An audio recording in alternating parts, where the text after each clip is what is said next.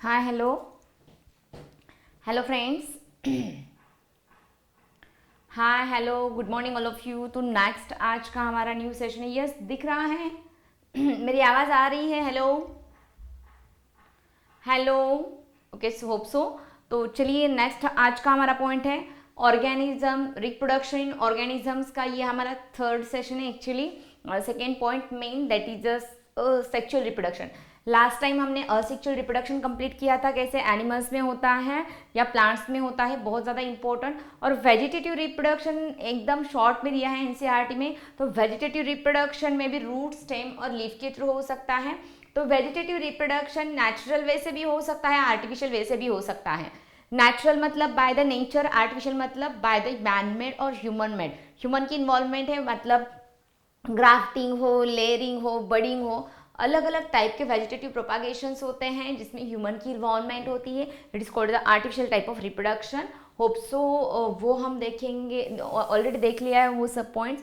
That is class नहीं नहीं नहीं, हाँ 11th में मॉर्फोलॉजी ऑफ फ्लावरिंग प्लांट में। तो चलिए नेक्स्ट हम पॉइंट आज देखते हैं, that is sexual reproduction. Sexual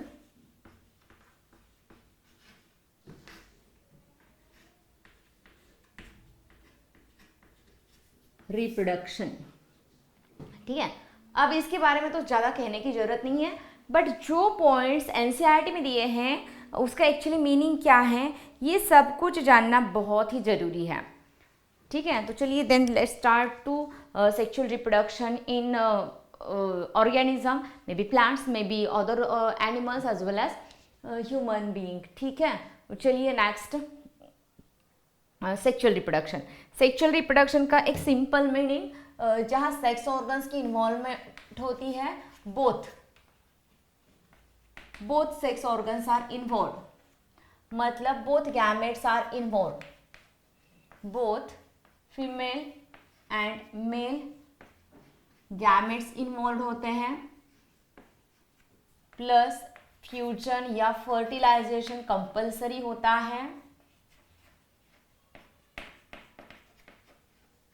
fusion या फर्टिलाइजेशन कंपलसरी होता है। नेक्स्ट, सेक्सुअल रिप्रोडक्शन की वजह से बोथ पेरेंट्स के मिक्सिंग कैरेक्टर ऑफस्प्रिंग में आ जाते हैं, then it is called as a recombination. Recombination. Next, यहाँ क्रॉसिंग ओवर की वजह से ये होता है। रिकॉम्बिनेशन की वजह से ऑफस्प्रिंग में वेरिएशंस आ जाते हैं, बहुत ही ज़्यादा इंपॉर्टेंट, जो कि असेक्सुअल रिप्रोडक्शन में नहीं क्रिएट होते हैं। ठीक है, देन ये इवोल्यूशन में बहुत ही इंपॉर्टेंट तरीके का रोल प्ले कर रहा है, क्योंकि ईच जनरेशन में न्यू कैरेक्टर्स अगर आ रहे हैं तो ऑब्वियसली वो इवोल्यूशन करवा के देगा। उत्क्रांति हम उसे बोलते हैं evolution. Sexual reproduction play important role in an evolution. अगर सपोज इवोल्यूशन नहीं फॉलो होता तो हम अभी भी मंकी जैसे दिखते, मंकी जैसा बिहेवियर करते, हम हमारी जो भी सीसी होती है, क्रैनियल कैपेसिटी या सोचने का तरीका, वो वही रहता। ठीक है, कंपलसरी सेक्सुअल रिप्रोडक्शन में रिकॉम्बिनेशन होने की वजह से each generation becomes forwarded. For example, हमारे मम्मी पापा उनके मम्मी पापा से थोड़े से अलग हैं, अलग थिंकिंग के हैं, अलग सोच के सभी होते हैं, बट चलिए इवॉल्व कैरेक्टर उनमें प्रेजेंट है। हमारे मम्मी पापा से हम बहुत ही ज़्यादा होशियार, मतलब अलग अलग तरीके चीज़ में हो सकते हैं, बट चलिए कैसे कहा जाता है कि आजकल के बच्चे बहुत होशियार होते हैं।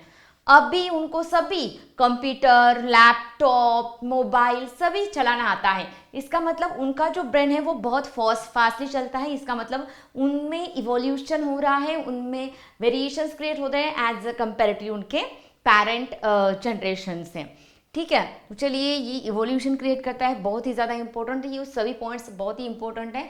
तो सेक्सुअल रिप्रोडक्शन मतलब ईच ऑर्गेनिजम्स में 3 स्टेजेस होते हैं, कोई भी ऑर्गेनिजम्स हो, देर आर रिस्पेक्टिव स्टेजेस या फेजेस बोल सकते हो आप। That is first juvenile phase,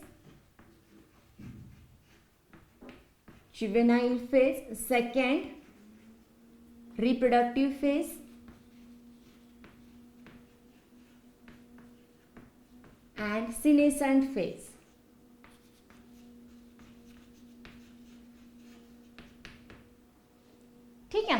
हो, और सीनेसेंस फेज। अब यहाँ जुवेनाइल फेज को in case of plant, juvenile word related to the animal, juvenile word related to the animal, उसको ही प्लांट्स में कहा जाता है vegetative phase. It is also called as a vegetative phase in plants. तो juvenile phase का मतलब क्या होता है? इस तरह की फेज जो कि आपको आपके प्लांट्स में या एनिमल्स में अभी रिप्रोडक्शन करवा के नहीं दे रहा है। तो चलिए अगर प्लांट का एग्जांपल लिया जाए तो प्लांट में अभी फ्लावर्स नहीं प्रोड्यूस हुए हैं, तो कैसे सेक्सुअल रिप्रोडक्शन होगा? Not possible. तो चलिए आप उसका रूट, स्टेम या लीफ क्या कर सकते हो? प्रोपागेट कर सकते हो, उसके थ्रू आप वो न्यू प्लांट तैयार कर सकते हो। But in case of animal without puberty sexual reproduction carry ही नहीं होता। जुवेनाइल फेज मतलब non reproductive phase, non reproductive phase. Puberty का मतलब होता है प्यूबर्टी पीरियड, उससे पहले बच्चे छोटे होते हैं। प्यूबर्टी पीरियड में सेक्सुअल मैच्योरिटी आ जाती है, सेक्सुअल मैच्योरिटी आ जाती है, और इसे आप एडोलेसेंस फेज भी बोल सकते हो। और उसके बाद मैच्योरिटी, सेक्सुअल मैच्योरिटी आने के बाद प्यूबर्टी पीरियड मतलब सेक्सुअल मैच्योरिटी मतलब एक्चुअली वो रिप्रोडक्टिव फेज होती है, रिप्रोडक्शन करवाया जाता है। तो ये होती है pre reproductive phase, pre reproductive phase. Puberty मतलब रिप्रोडक्टिव फेज, और उसके बाद ह्यूमन में होता है पोस्ट रिप्रोडक्टिव फेज, जहां आप रिप्रोडक्शन नहीं कर पाते हो। Pre reproductive, post reproductive phase. तो प्यूबर्टी मतलब मेल और फीमेल में जो भी सेक्सुअल मैच्योरिटी आ जाती है, मतलब उनकी टेस्टिस स्पर्म तैयार करने लगती है और ओवरी एग या ओव्यूम को रिलीज करने लगती है after the menstrual cycle. Each monthly period को बोलते हैं मेंस्ट्रुअल साइकिल के बाद वो जो भी एग या स्पर्म तैयार करवाती है, तो it is called as a puberty period. In case of female ovary release egg और ओव्यूम, और इन केस ऑफ मेल ये इसकी टेस्टिस जो होती है वो स्पर्म को रिलीज कर रही है, तो it is called as a puberty period. बाकी फिजिकल बहुत सारा चेंज होता है, हार्मोनल भी चेंज होते हैं। फिजिकल ज़्यादा स्ट्रांगनेस आ जाता है मेल में, या वॉइस बहुत डीप हो जाती है। In case of female voice बहुत ही डेलिकेट हो जाती है, वो हम देखेंगे क्लास 12 के अंदर एक टॉपिक है, तो उसके अंदर हम देखेंगे कि कैसे ये फेजेस चेंज होते हैं in case of male as well as female. ठीक है, तो चलिए this is about a puberty period. तो जुवेनाइल फेज मतलब आप इसे प्री रिप्रोडक्टिव फेज भी कह सकते हो, जहां रिप्रोडक्शन पॉसिबल नहीं है, sexual reproduction mostly in case of animals. But vegetative plants में क्या होता है, सेक्सुअल मैच्योरिटी नहीं आई है, अभी फ्लावरिंग नहीं है, तभी भी आप प्लांट के रूट, स्टेम और लीफ के थ्रू न्यू प्लांट्स को प्रोड्यूस कर सकते हो असेक्सुअल वे से। बट ये सेक्सुअल में कोई भी काम का नहीं है। बट रिप्रोडक्टिव फेज में क्या होता है, plant as well as animals, plants में प्यूबर्टी पीरियड आ जाती है, बट एनिमल्स के अंदर फ्लावरिंग एनिमल्स के अंदर प्यूबर्टी पीरियड आ जाता है, और प्लांट्स के अंदर क्या आ जाती है, फ्लावरिंग। एनिमल्स में प्यूबर्टी पीरियड बोला जाता है, after the puberty period, after puberty. And in case of plants क्या हो जाता है, यस, फ्लावरिंग स्टार्ट होने के बाद ही क्या हो जाती है, सेक्सुअल रिप्रोडक्शन कैरी हो जाता है। सीनेसेंट फेज मतलब इसे आप इन case of animals post reproductive phase भी कह सकते हो, मतलब उसके बाद उनकी जो भी मेंस्ट्रुअल साइकिल है वो स्टॉप हो जाती है फीमेल के अंदर, और मेल के अंदर जो भी स्पर्म्स है वो तो तैयारी हो रहा है, बट उनका जो रेट है वो कम हो जाता है, या स्पर्म की जो मोटिलिटी होती है वो कम हो जाती है। It is called as senescent phase, मतलब वो काम नहीं कर पाती। तो सेक्सुअल रिप्रोडक्शन ये बहुत ही इलैबोरेटेड, क्या है ये, बहुत ही इलैबोरेटेड प्रोसेस है, बहुत ही कॉम्प्लेक्स प्रोसेस है और स्लो प्रोसेस है। All are important point for MCQs NEET. चलिए सेक्सुअल रिप्रोडक्शन इलैबोरेटेड है, बहुत ही कॉम्प्लेक्स है, बहुत ही ज़्यादा टाइम लगता है इसको, कॉम्प्लेक्स प्रोसेस है। फ्यूजन, पहले gamete formation, then fusion, then मतलब fertilisation, then embryo zygote formation, embryo formation, मतलब बहुत ही कॉम्प्लेक्स प्रोसेस है और स्लो है क्योंकि टाइम पीरियड ज़्यादा रिक्वायर्ड है और बहुत ही स्लो वैसे, बहुत ईच स्टेप बहुत ही स्लो चल रही है। It is called as a elaborated complex and slow process. Sexual reproduction is a option A elaborated, B complex, C slow, last all of this correct options. ठीक है, next sexual reproduction में formation of male and female gametes is very important, both male and female gametes are involve होते हैं, formation की process होती है, वो हम देख लेते हैं सेक्सुअल रिप्रोडक्शन के अंदर। तो चलिए this is about the introduction of sexual reproduction, तो जो भी एनसीईआरटी में दिया है सभी यहाँ लिख दिया है। नेक्स्ट और एक important point that is annual plant का मतलब क्या होता है, बाइनियल प्लांट का एग्जाम मतलब क्या होता है, देन पेरिनियल का मतलब क्या होता है। Annual, biennial and perennial. Annual मतलब those organisms complete their life cycle in 1 year, mostly plants के बारे में, मोस्टली किनके बारे में, प्लांट्स के बारे में। जो प्लांट्स खुद की लाइफ साइकिल 1 साल के अंदर विदिन 1 ईयर तक कंप्लीट कर देते हैं, एन्युअल 1 ईयर, बाय मतलब विदिन 2 ईयर में कंप्लीट कर रहे हैं, मोर देन 2 ईयर्स में अगर कंप्लीट कर रहे हैं, it is called as a perennial. Annual within 1 year. Okay चलिए, तो चलिए mostly all monocots are the examples of annual plant. सभी मोनोकॉट प्लांट एन्युअल का एग्जाम्पल है। राइस, मेज, ज्वार,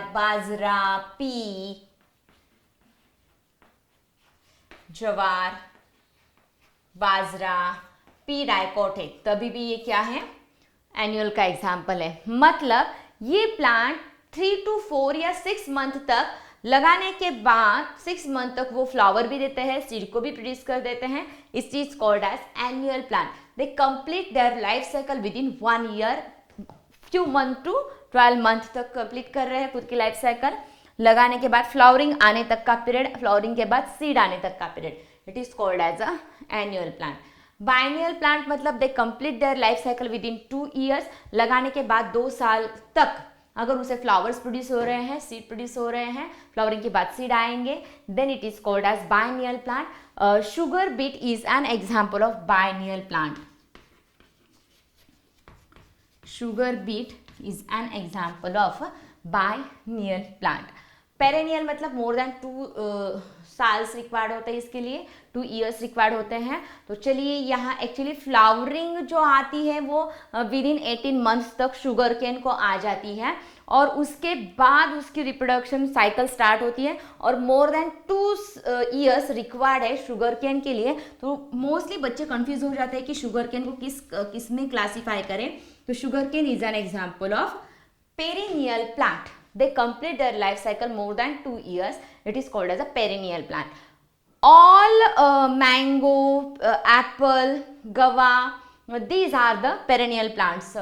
Monocot में example लिया जाए तो coconut, banana, these are the examples of perennial plant. मतलब बहुत एक बार लगाने के बाद वो ईच साल आपको क्या कर रहे हैं, फ्रूट्स को प्रोड्यूस करके दे रहे हैं और ईच साल में उसको फ्लावरिंग आ जाती है, ईच साल उसको फ्लावरिंग आ जाती है और वो फ्रूट्स तैयार कर देते हैं। It is called as perennial plant. Perennial मतलब लगाने के बाद बहुत सालों तक वो आपको प्रोडक्शन दे रहे हैं। बाइनियल लगाने के बाद 2 ईयर्स में आपको दे रहे हैं, लगाने के बाद विद इन 1 ईयर ही आपको क्या वो दे रहे हैं, वो फ्रूट्स या फ्लावरिंग दे रहे हैं और उसकी लाइफ साइकिल वहाँ खत्म हो रही है। It is called as an annual. Perennial plant में और एक बेस्ट एग्जाम्पल, लगाने के बाद बहुत बार फ्रूट्स तो नहीं दे रही है, बट बाम्बू ये ऐसा प्लांट है जो कि उसके होल लाइफ में एक ही बार क्या करता है, फ्लावरिंग प्रोड्यूस करके देता है। Flowering only once in their life time, बहुत ही इंपॉर्टेंट। बाम्बू प्लांट उनके लाइफ में एक ही बार फ्लावरिंग करता है, ये पेरेनियल का एग्जाम्पल है, ठीक है। लगाने के बाद वो बहुत सालों तक जिंदा रहता है, 50 to 100 ईयर्स, 50 to 100 ईयर्स तक जिंदा रहता है, ठीक है। और एक प्लांट का नाम दिया है स्ट्रोबिलैंथस कुंथियाना, स्ट्रोबिलैंथस कुंथियाना, स्ट्रोबिलैंथस कुंथियाना। ये जो प्लांट है वो प्लांट विद इन 12 ईयर्स क्या करता है, ये फ्लावर को प्रोड्यूस करता है। ईच 12 ईयर के बाद अगेन 12 ईयर के बाद, मतलब आज लग गया 2001 में, ठीक है, तो वो फ्लावर प्रोड्यूस कर देगा 2012 में, 2012 के बाद 2024 में फ्लावरिंग प्रोड्यूस करेगा। तो इस तरह से स्ट्रोबिलैंथस कुंथियाना ये प्लांट 12 ईयर्स के बाद एक बार फ्लावरिंग देता है, अगेन 12 ईयर के बाद वो फ्लावरिंग प्रोड्यूस करेगा। इट इज कॉल्ड एज, ये भी पेरेनियल है और ये भी इतना सुंदर फ्लावरिंग प्रोड्यूस करता है। तो इसका जो भी पीरियड होता है, सीजनल पीरियड फ्लावरिंग का, वो था सितंबर टू अक्टूबर 2006 में इन्होंने फ्लावरिंग प्रोड्यूस किया था। बहुत ही बढ़िया तरीके का एनसीईआरटी में दिया है, तो ये ध्यान में रखना है। सीजनल पीरियड फ्लावरिंग का होता है इनका सितंबर टू अक्टूबर 2006।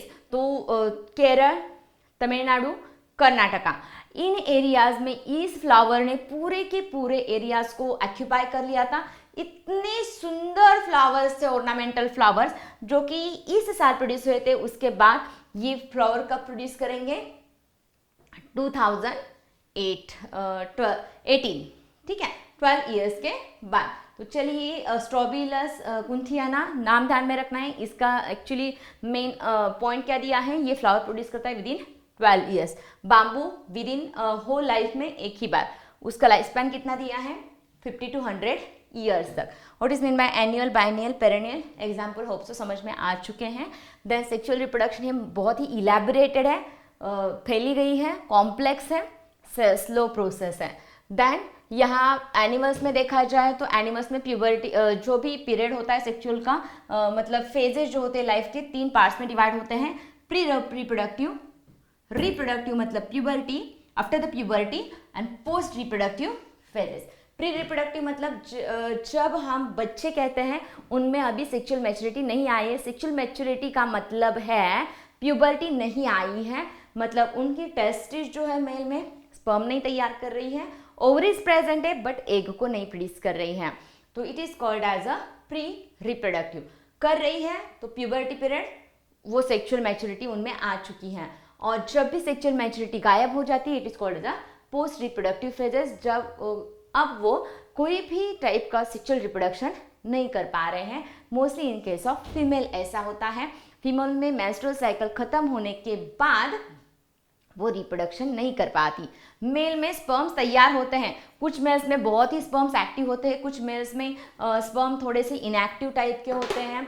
तो इस केसेस में मतलब बहुत सारे मेल्स में स्पर्म बहुत ईयर्स तक, 60-70 ईयर्स तक एक्टिव ही होते हैं, नो डाउट। बट उनकी जो मोटिलिटी का जो रेट होता है वो कम होता जाता है स्लोली, ठीक है, बट कर सकते हैं। Okay, juvenile phase related to the animal, vegetative phase related to the plants.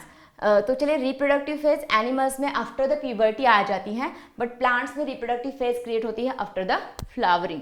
और सीनेसेंट फेज मतलब इससे आप एनिमल्स में बोल सकते हो पोस्ट रिप्रोडक्टिव, और सीनेसेंट मतलब प्लांट्स में सीनेसेंट फेज मतलब उसके बाद वो क्या नहीं कर सकते हैं, फ्लावरिंग नहीं क्रिएट कर सकते हैं, रिप्रोडक्शन, सेक्सुअल रिप्रोडक्शन नहीं कर सकते हैं। तो ये और एक पॉइंट मेनली दिया है, सीनेसेंट फेज मोस्टली आप एनुअल और बायनियल्स में अच्छी तरह से रिकॉग्नाइज कर सकते हो।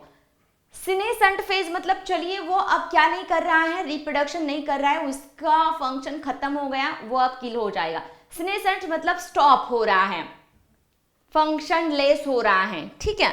अब एनुअल प्लांट्स में सपोज हमने पी प्लांट लिया, सभी को पता है पी प्लांट्स जो मेंडल ने एक्सपेरिमेंट किया था इसके ऊपर, उसकी जो लाइफ साइकिल थी वो 3 to 4 मंथ्स की थी, ठीक है। अब 3 to 4 मंथ्स के बाद वो एक ही बार फ्लावरिंग देगा, एक ही बार वो फ्रूट को प्रोड्यूस करेगा, जैसे पॉड को प्रोड्यूस करेगा, उसके बाद वो फ्रूट तैयार नहीं कर पा रहा है। तो चलिए उसकी जुवेनाइल फेज थी, उसके बाद रिप्रोडक्टिव फेज आ गई, विद इन 3 to 4 मंथ में फ्लावरिंग आ गए, पॉड तैयार हो गए। अब पॉड निकालने के बाद वो प्लांट अब डेड ही हो चुका है, और एक बार नहीं देगा वो आपको फ्लावरिंग एनुअल, मतलब उसमें सीनेसेंट फेज इजीली क्या कर सकते हो आप, रिकॉग्नाइज कर सकते हो।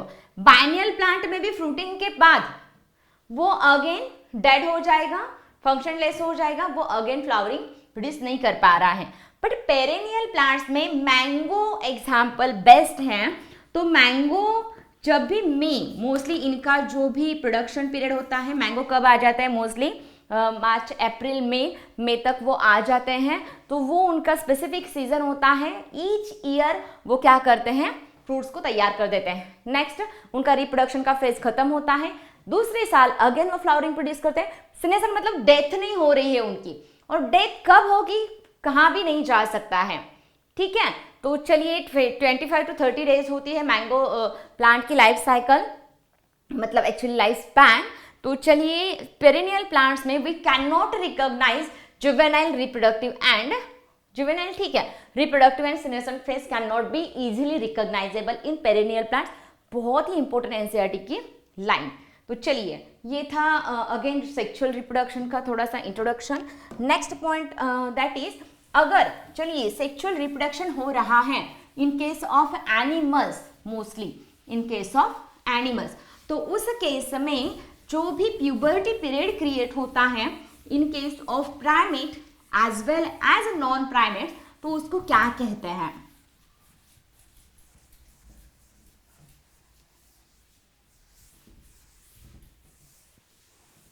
चलिए सेक्सुअल रिप्रोडक्शन में जो भी प्यूबर्टी पीरियड क्रिएट होगा, प्यूबर्टी पीरियड क्रिएट होगा, तो उसमें नॉन प्राइमेट्स एनिमल्स भी होते हैं और प्राइमेट्स भी होते हैं, ठीक है। नॉन प्राइमेट्स मतलब कैटल में काऊ, डॉग, काऊ वगैरह, डॉग, कैट, शीप, गोट एक्सेट्रा, ठीक है। ये एग्जांपल्स आ रहे हैं नॉन प्राइमेट्स में। प्राइमेट्स मतलब जो मंकी, एप, ह्यूमन, इनको बोला जाता है प्राइमेट्स। नॉन प्राइमेट्स मतलब जिनमें ईस्ट्रस साइकिल प्रेजेंट होती है। कौन सी? Oestrus cycle, oestrus cycle. और प्राइमेट्स का मतलब होता है जिनमें मेंस्ट्रुअल साइकिल प्रेजेंट होती है। कौन सी? Menstrual cycle. ईस्ट्रस साइकिल का जो भी पीरियड होता है वो होता है 21 डेज का एवरेज, बट यहाँ 17 to 24 डेज की होती है oestrus cycle. Menstrual cycle 28 days की होती है। Monthly changes occurs in each period, और monthly changes occurs inside the uterus and ovary. In case of female he only, it is called as menstrual cycle as well as estrus cycle. estrus cycle किस में होती है? Non primates में। Cycle ही है, monthly changes ही है, but वो non primates के अंदर हो रहे हैं। It is called as estrus cycle। और वो प्राइमेट्स के अंदर हो रही है प्राइमेट क्या है? कैटेगरी है, क्लास है, 11th में आपने देखा है ये, ऑर्डर प्राइमेटा, ऑर्डर प्राइमेटा। तो चलिए ह्यूमन का क्लासिफिकेशन कर रहे हो तो ऑर्डर आएगा प्राइमेट्स, अगर आप इनका क्लासिफिकेशन कर रहे हो तो ऑर्डर आएगा नॉन प्राइमेट्स, ठीक है। तो चलिए ईस्ट्रस साइकिल मतलब जो भी साइकिल 21 डेज की होती है ईस्ट्रस साइकिल, और इनकी साइकिल होती है 28 डेज की होती है। तो चलिए menstrual as well as oestrus cycle hope so समझ जो भी डिफरेंस है वो अच्छी तरह से आपको समझ में आ चुका है। देन कुछ एनिमल्स जो होते हैं वो सीजनल ब्रीडर्स होते हैं, कुछ एनिमल्स जो होते हैं सीजनल ब्रीडर्स होते हैं और कुछ एनिमल्स जो होते हैं वो सीजन वाइज ओके ठीक है, और कंटिन्यूअस ब्रीडिंग भी करते हैं, continuous breeders, seasonal breeders and continuous breeders. Okay, seasonal breeders मतलब सीजन वाइज, सीजनल ब्रीडर्स मतलब सीजन वाइज, डोंकी,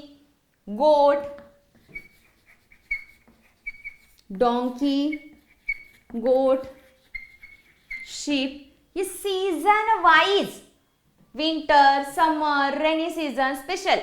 ओके चलिए यहाँ फ्रॉग का भी बेस्ट एग्जांपल है। फ्रॉग का सीजनल पीरियड कौन सा होता है पता है आपको? Yes, rainy season.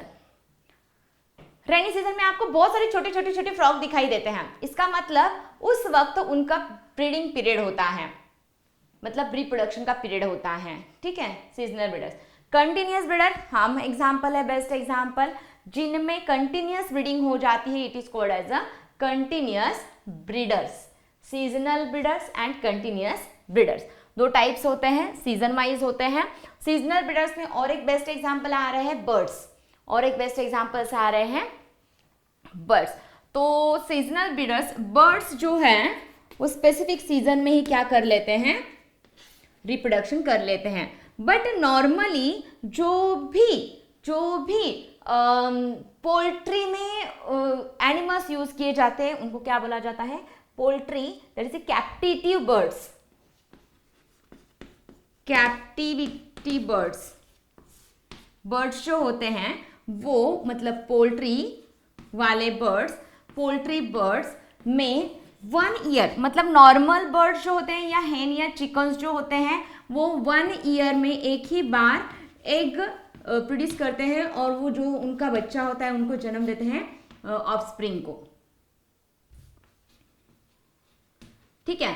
बट चलिए पोल्ट्री में जो भी कैप्टिविटी बर्ड्स होते हैं या पोल्ट्री बर्ड्स होते हैं वो जनरली क्या करते हैं? एक साल में बहुत बार एग लाए करते हैं। तो ये जनरली हम इकोनॉमिक पर्पस के लिए यूज कर रहे हैं, इकोनॉमिक पर्पस के लिए।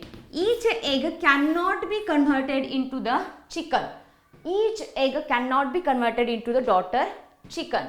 तो चलिए यहाँ हम उनको इकोनॉमिक पर्पस के लिए यूज कर रहे हैं, हमारे फायदे के लिए। बट नॉर्मली जो बर्ड्स होते हैं वो एक साल में एक ही बार एग लाय करते हैं, मतलब जन्म देते हैं बच्चे को, ठीक है। तो this is called as an birds, seasonal breeders या कंटिन्यूअस ब्रीडर्स का ये एग्जाम्पल हो सकता है। तो this is about the sexual reproduction in an organism, sexual reproduction in an organism.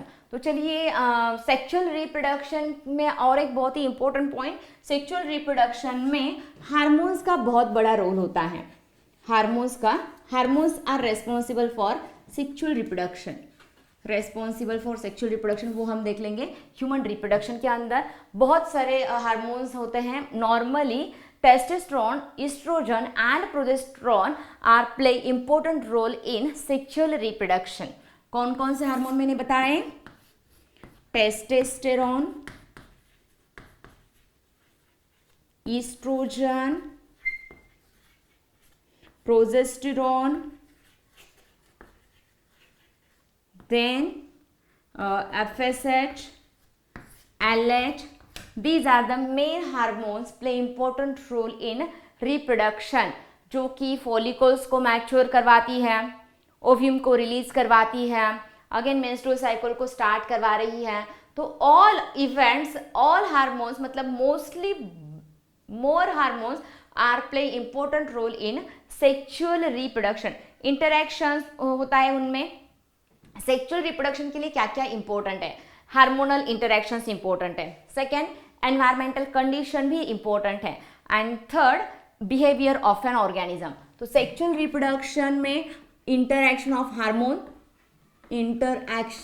Hormone और hormonal interaction second environmental condition, and third उनमें जो भी बिहेवियर होता है, behaviour of an animal, of animals का बिहेवियर ही भी बहुत ही ज़्यादा इम्पोर्टेंट होता है।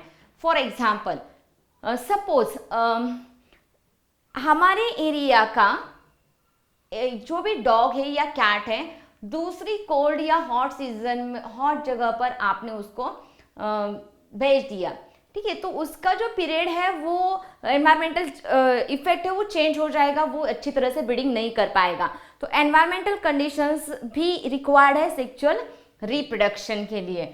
देन उस एनिमल का जो बिहेवियर होता है, बिहेवियर मतलब चलिए वो सेम ब्रीड में ब्रीडिंग कर रहा है या डिफरेंट में कर रहा है, क्रॉस कर रहा है, सेल्फ कर रहा है, वो भी इंपॉर्टेंट है। एनिमल्स का बिहेवियर भी बहुत इंपॉर्टेंट है, इंटर या इंट्रा स्पेसिफिक जो भी है, ठीक है।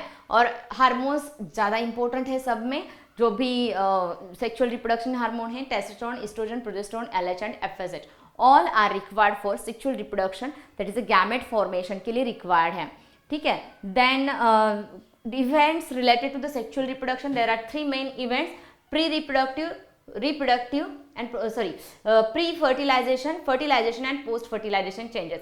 Different events are involved in sexual reproduction. Each step हम in detail देखेंगे।